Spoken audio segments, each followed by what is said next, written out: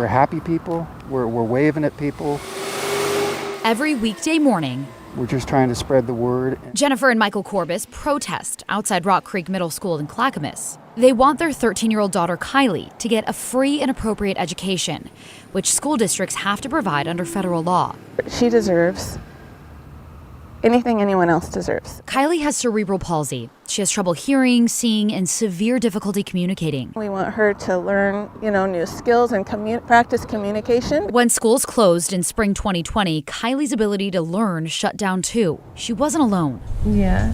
Or what about the smile, no teeth smile? No, mommy. We practiced that too because we had picture day this week. And when it seems like it's simple to have a one-size-fits-all, for those kids it's not. Jennifer Dale's fourth grader, Lizzie, has Down syndrome. Yeah. We would get the message, every kid will be behind. Well, that's different with a child with special needs because we're already trying to catch up.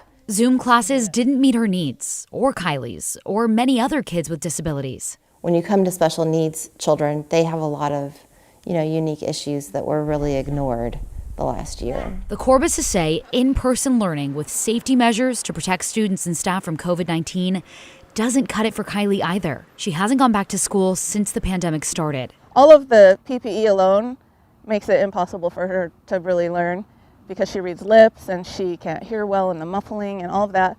But then she's very social. We didn't want her to go and just be in such frustration, which is what she would be. Over the course of a year, the family says they met with Kylie's Individualized Education Plan, IEP team, in the North Clackamas School District multiple times. The district tells me they offered reasonable options so she could come back to the classroom, but the family and district couldn't agree on a solution. But any path forward requires conversation, and we're always open to engaging in that. Ultimately, the family's asking the district to pay for Kylie to get her education another way. The district refuses. There's not an existing function or in our system for changing funding through the district to an individual family. But unusual circumstance requires unusual solutions, and that's what we're asking for. The Corbuses want an unmasked private teacher to come to their home and teach Kylie and take her to different places for social interaction. NCESD can't respond in ways that are outside of the law, including around masks. There's a wide variety of options. If a family in a school district can't agree on a plan for a student with a disability, could a district do what the Corbuses are asking? Technically, yes, but Oregon rules make it really tough for that to happen.